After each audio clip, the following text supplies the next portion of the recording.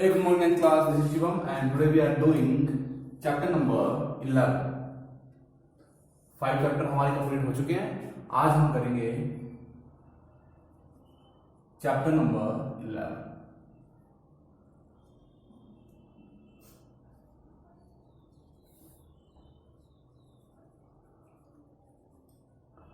Chapter 11 and the name of chapter is construction.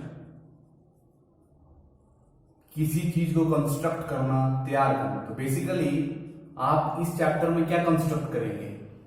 ठीक है, इस चैप्टर में आप क्या कंस्ट्रक्ट करेंगे? तो इस चैप्टर में आप कंस्ट्रक्ट करेंगे डिफरेंट टाइप्स ऑफ एंगल्स. ठीक है, एंगल्स बनाएंगे, ट्राइंगल्स भी बनाएंगे आगे जाके. ठीक है, सो आपने यार कंस्ट्रक्शन करनी है, आपकी ज्योमेट्री का पार्ट है. ठीक है, कंस्ट्रक्शन का. ठीक है, जिसमें आप एंगल भी बनाएंगे with the help of your ruler and compass. ठीक है, आप प्रकार की सहायता से और स्केल की सहायता से इसमें क्या बनाएंगे? हम एंगल्स भी बनाएंगे और एंगल्स की सहायता से ट्राइंगल्स भी बनाएंगे आगे. ठीक है, तो इसमें आप बेसिकली क्या क्या सीखेंगे तो मैं आपको लिखवाऊंगा नहीं, ऐसे ही बता दूंगा.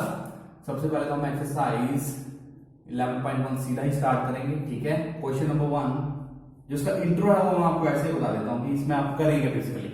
तो बेटा कंस्ट्रक्शन होता है किसी चीज को तैयार करना. ठीक है, किसी की कंस्ट्रक्शन करना.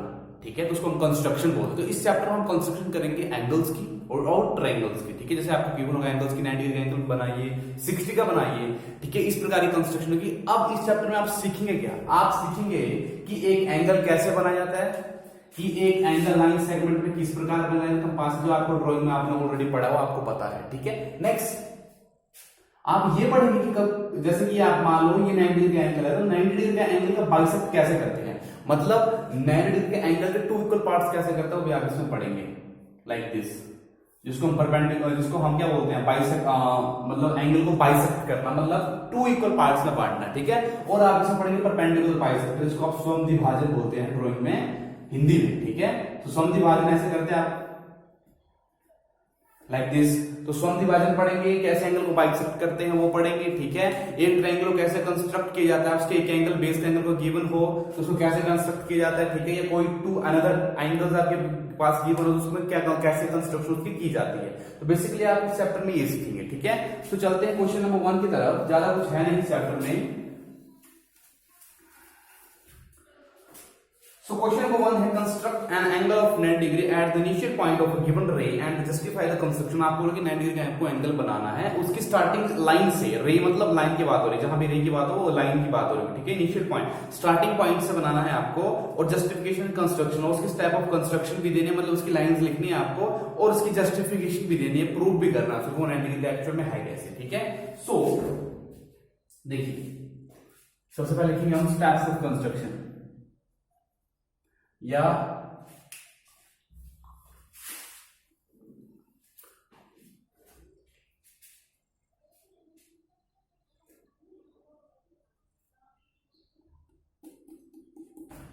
सबसे पहले हम यहाँ पे जो 90 एंगल ना साइड होता है वो बना लेते हैं. ठीक है, तो हमको पता है कि 90 एंगल कैसे बनता है. ठीक है, तो कैसे बनता है, सबसे पहले हम एक लाइन खींच लेते हैं. Say this is a line A B, say this is a line A B. ठीक है, सो ए बी हमने यहाँ पे लर्न कर किया. अब हम क्या बना रहे हैं, 90 डिग्री एंगल बनाना, तो उसकी स्टेप्स ऑफ कंस्ट्रक्शन पूछेंगे आपने कैसे कैसे बनाया, इनिशियल पॉइंट से बताना. सबसे पहले हमने एक लाइन खींची ए बी, तो स्टेप्स ऑफ कंस्ट्रक्शन में सबसे पहला पॉइंट ये आ जाएगा,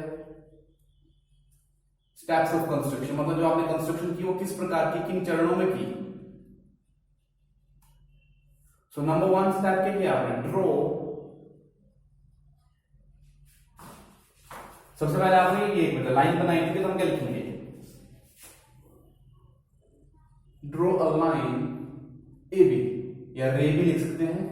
ठीक है, ए बी हमने यहाँ पे लाइन ली. अब आपको पता 90 डिग्री कैसे बनता है. ठीक है, आपने ये कंपास ली, आपने कंपास की सहायता से बननी है, आपको पहले बताया मैंने, कंपास और रूलर की सहायता से.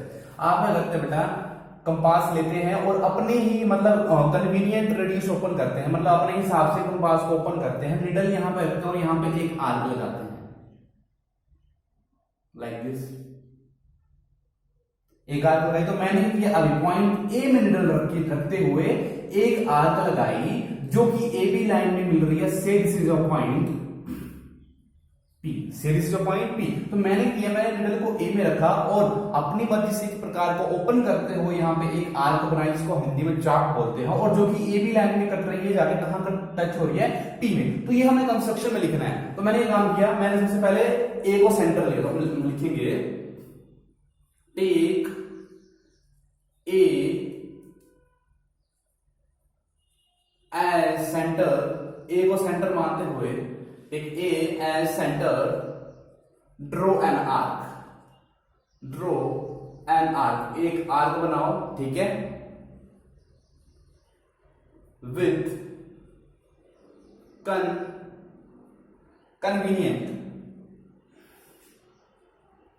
एंड कन्वीनियंट रेडियस, ठीक है। Take A as centre, A को सेंटर मानते हुए ड्रॉ एन आर्क, एक आर्क बनाओ विद कन्वीनियंट रेडियस, अपने को कन्वीनियंट रेडियस मतलब अपने हिसाब से, रेडियस मतलब रेडियस जहां पे बात आती है, रेडियस को होता है जो आपने कंपास को ओपन किया होता है, ठीक है। जैसे यहाँ पे कंपास ने आपको इतना ओपन किया था, तो ये क्या बनेगा पूरा सर्कल, तो वो क्या हुआ, कंपास का रेडियस हुआ, ठीक है, वो उसको रेडियस बोलते हैं हम, ठीक है। यहाँ पे को which cut A B at P, ठीक है। तो मैंने पूरी कंस्ट्रक्शन लिख ली। यहाँ पे मैंने क्या लिखा कि take A as centre, A को सेंटर मान दो, एक आर्क लगाओ with convenient radius which cut, जो कि ए बी को काट रही है एट पॉइंट पी। अब इतना काम हमने कर लिया, अब आपको पता नहीं नेक्स्ट स्टेप क्या होता है, अब हम पी को सेंटर लेंगे। मैं आने देता हूं take P as a centre, इसका मतलब है पी को सेंटर मान के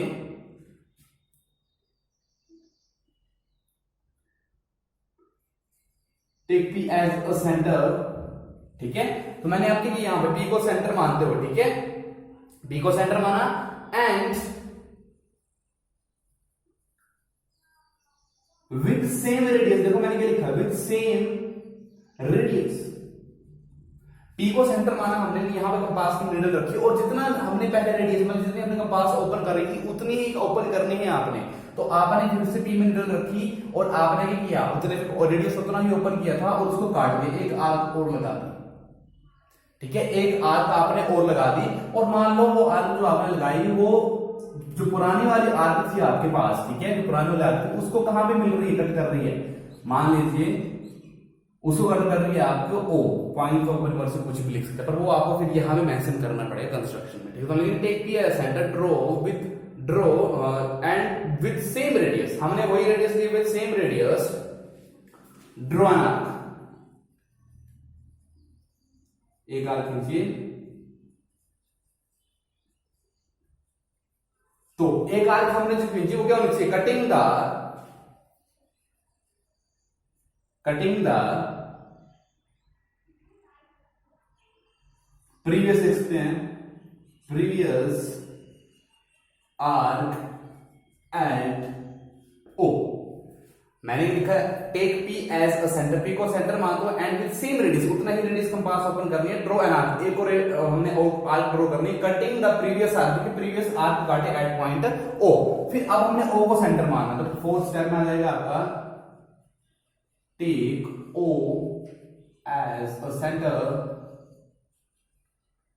and with same radius, same यही लाइन आएगी, and with same radius, and with same radius draw an arc, okay. And with same radius draw an arc,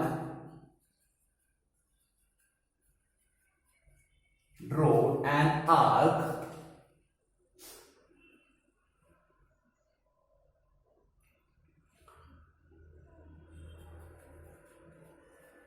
which, ऐसे देखो, कटिंग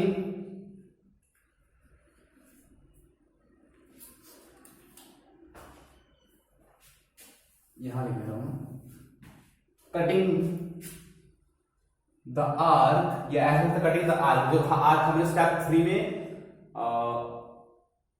जो आर्क हमने स्टेप 3 में की थी, जो 3 स्टेप में हमारी आर्क आई थी, cutting the arc in step 3 at, इसको मान लीजिए s at s में काटा, ठीक है। ठीक है। अब O को सेंटर मानते हो, आपको निडल यहां रखनी है और यहां पे चाप लगा देनी है। और फिर S को सेंटर मानते हो, यहां पे निडल रखनी है आपने के पास, सेम रेडियस, इतना ही रेडियस, यहां पे चाप लगा देनी है। और यहां पे सेम लेट, यहां पे आपका कोई पॉइंट आ जाएगा, यहां पे आपका पॉइंट मान लो आ गया पॉइंट C। फिर आपने क्या कर देना, A को C से मिला देना और आपका 90 डिग्री एंगल बन जाएगा। ठीक है, आपका 90 डिग्री एंगल बन जाएगा। तो 4 पॉइंट हो गए और जो 5th पॉइंट मैं एक ही पॉइंट में कर दूंगा जो मैंने बाद में काम किया। So write down the last point. अब देखो हमने दो को सेंटर मानते चले हैं, O को भी S को, मतलब दोनों में हमने सेंटर बोलते हैं, इसमें हम निडल को रखते हैं, कंपास की जो नोक होती है उसको रखते हैं। ठीक है, तो O और एंड S को हमने सेंटर मान लो। फिर से लिख लेंगे, taking O and S as a center, दोनों को सेंटर मानते हुए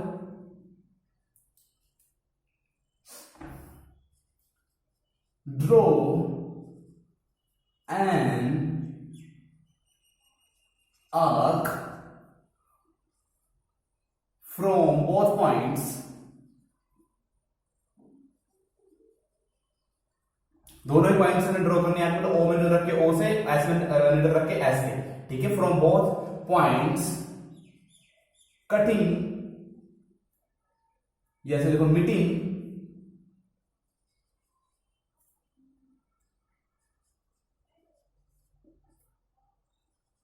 एट पॉइंट C, जो कि C में आर्क का पॉइंट C में मीट करे। ठीक है, मैंने ये लिखा है यहां पे, taking O and S as a center, draw an arc from both points meeting at point C, जो कि दोनों कहां मिला, एट पॉइंट C में। अब हमने C के बाद लिखिए ज्वाइन O AC। ठीक है, हम ऐसे लिखेंगे ज्वाइन AC, ज्वाइन AC। हमने A और C को कर लिया बेटा, ज्वाइन कर लिया। ठीक है, हमने A और C को क्या कर लिया, ज्वाइन कर लिया। तो हम लिख सकते हैं उसके बाद देयरफॉर, ये एंगल कौन सा बना, चेक कर लो। हम लिखते हैं इसको angle BAC, angle BAC, middle angle की बात जो मैंने पहले ही बताया था आपको, अगर नहीं बताया ध्यान से लिखना। इस तरह एंगल लिखने का मतलब होता है, यहाँ बेटा B है, यहाँ पे A है, यहाँ पे C है, तो मुझे देखो ये वाला एंगल 90 मिला, आपने फिर से ओवर ड्रॉ नहीं करना। ये एंगल 90 डिग्री का साइन किस तरह से होता है, ठीक है, तो ये एंगल पे 90 डिग्री मिला, तो ये एंगल कहां बन रहा है, A में बन रहा है एक्चुअल में। तो उसको लिखते कैसे हैं, तो उसको लिखते हैं BAC या CAB।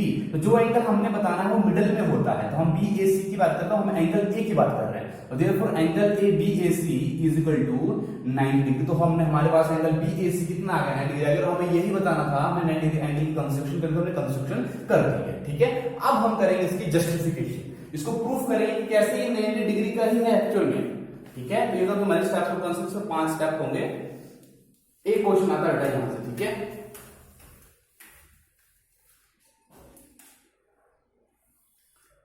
अब हम करेंगे इसकी जस्टिफिकेशन, मतलब प्रूफ करेंगे कि ये एंगल एक्चुअल में 90 डिग्री कैसे है, जस्टिफिकेशन। ठीक है, जस्टिफिकेशन करते हैं वैसे। ठीक है,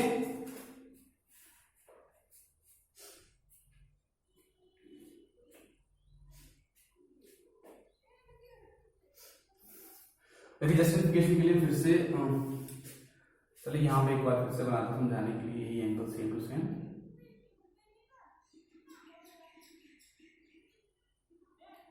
PAOS,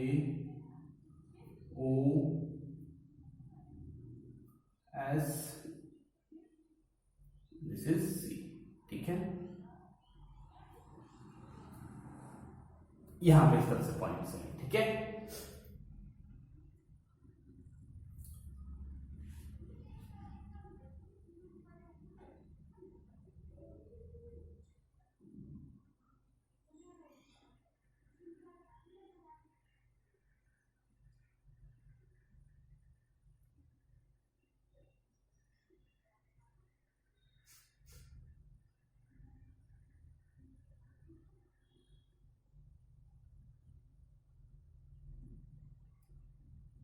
ठीक है।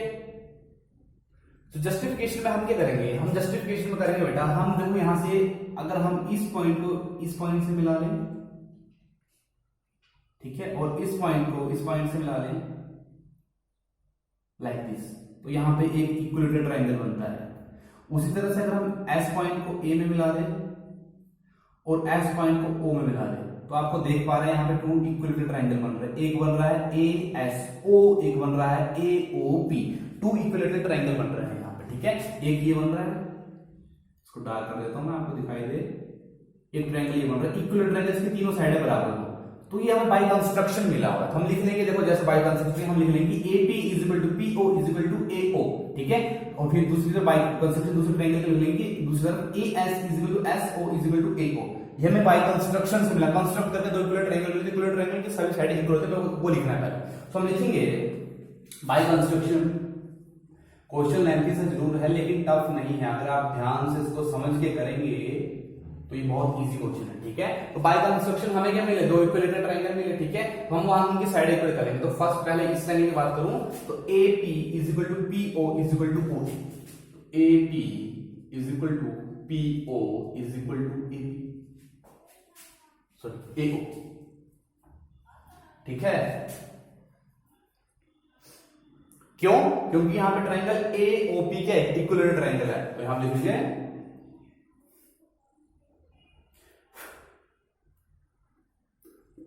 therefore triangle AOP is an equilateral triangle,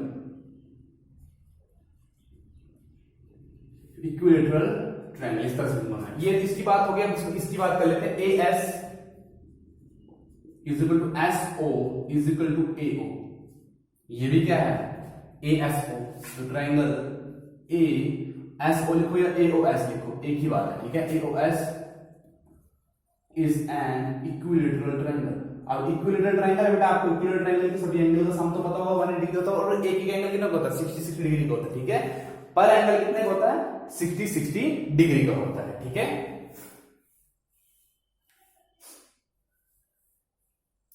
तो अगर मैं यहां पे इस एंगल की बात करूं बेटा, देखो ASO इस एंगल की बात, तो यहां पे अगर मैं ऐसे बात करूं एंगल ASO, अब इसको ध्यान से मैंने मिडिल एंगल की बात की थी, चेक कर लो, ठीक है। मैंने यहां पे मिडिल एंगल की बात की थी, ठीक है। सो मिडिल एंगल की अगर मैं यहां पे बात कर रहा हूं इस ट्रायंगल में, तो ASO, तो ASO का मतलब होता है मैं बात कर रहा हूं S वाले मिडिल वाले एंगल की, तो कितना होगा ये इक्विलेटरल ट्रायंगल के सारे एंगल कितने होते हैं, 60 डिग्री के होते हैं, ठीक है। तो ये तो मेरा आ गया सेकंड वाले ट्रायंगल से। अब ऐसा ही एक एंगल में फर्स्ट वाले ट्रायंगल से निकालूंगा, तो अगर मैंने यहां से ये एंगल निकाला हुआ है, ठीक है। सो यहां से तो मैं PAO की बात करूं एंगल,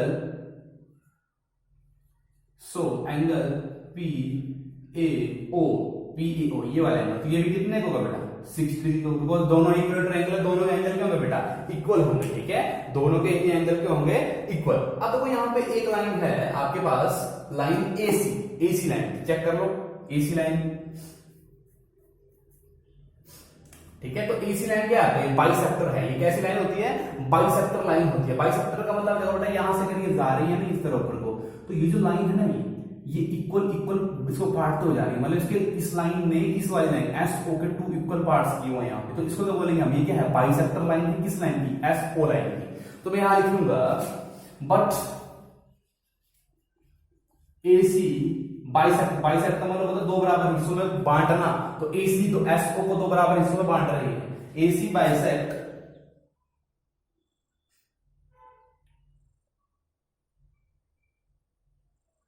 एंगल SAO,